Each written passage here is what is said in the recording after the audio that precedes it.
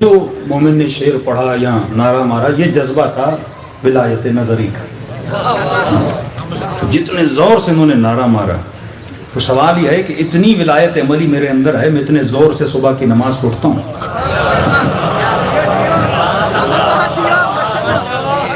تو super power مولا ہیں، لیکن کیا اس سپر پاور سے میرے اندر کتنا پاور آ رہا ہے؟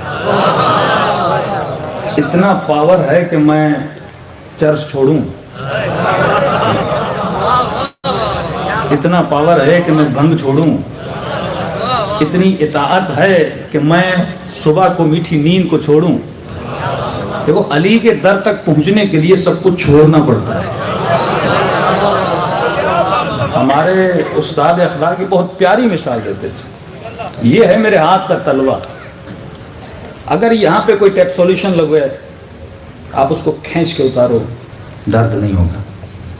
لیکن اگر میرے ہاتھ کے پیچھے وہ ٹیکسولیشن لگے، کھینچو گے تو درد ہوگا، کیونکہ اس ہاتھ کے پیچھے بال ہیں. فرمایا بالکل اسی طرح جب انسان علی کے در پہ جائے، اگر اس کا دل مختلف چیزوں میں جکڑا ہوا ہو تو جا نہیں پائے گا، تکلیف ہوگی. لیکن اگر خواہشوں کو ہاتھ کے تلوے کی طرح صاف کر دے گا،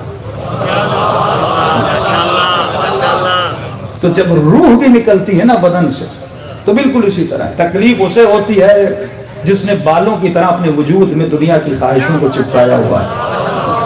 لیکن جس کا ہاتھ بالکل صاف ہے، اب یہ جاتا ہے نا تو قاسم کی طرح کہتا ہے الموت لی احلا من العسل، موت ہمارے لیے شہد سے زیادہ میٹھی ہے. تو فرمائے بندے خدا تجھے پیدا ہی اسی لیے کیا تاکہ تو صاحب کرامت بنے. اتنے معجزے علماء کے موجود ہیں، لیکن اگر انسان پڑھے، آپ بھی کر سکتے ہیں، لیکن شرط یہی ہے کہ میدان توحید اور میدان رسالت اور میدان ولایت میں وہی داخل ہو سکتا ہے. اللہ نے شرط رکھ دی لا یمسہ الا المطہرون، جب تک تو اپنے وجود کو پاک و پاکیزہ نہیں کرتا.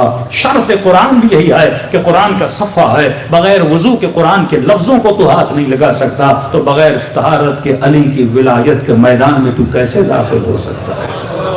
تبھی ہے کہ اگر حسین کی زیارت کو جاؤ تو پہلے غسل زیارت کیا کرو، صاف لباس پہنا کرو، وضو کیا کرو، اور دروازے میں ایسے داخل نہ ہوا کرو، پہلے اذن دخول پڑھا کرو. ادخل یا اللہ، ادخل یا نبی اللہ، ادخل یا مولاتی یا فاطمہ الزہرا، ادخل یا ملائکۃ اللہ. اے خدا کیا میں داخل ہو سکتا ہوں؟ یا رسول اللہ کیا میں داخل ہو سکتا ہوں؟ بی بی سیدہ کیا میں داخل ہو سکتا ہوں؟ اے ملائکۃ اللہ جو اس بقعہ مبارکہ میں بیٹھے ہوئے ہو، کیا اجازت ہے میں علی کے محضر میں آ جاؤں؟ یہ درس دیا جا رہا ہے، ادب کا درس دیا جا رہا ہے کہ ایسے امام کی محفل میں نہ آیا کرو، با ادب ہو کر آیا کرو. اگر بے وضو کوئی مجلس میں بیٹھا ہے، یہ بے ادبی علی ابن ابی طالب کی ہے. اگر نجس لباس لے کر علی کا ذکر کر رہا ہے، یہ بے ادبی علی ابن ابی طالب کی ہے. لیکن جب تو پاک و پاکیزہ ہو جاتا ہے تو اب تمہارے اندر یہ اہلیت ہے کہ تو پاکوں کی محفل میں بیٹھ سکے.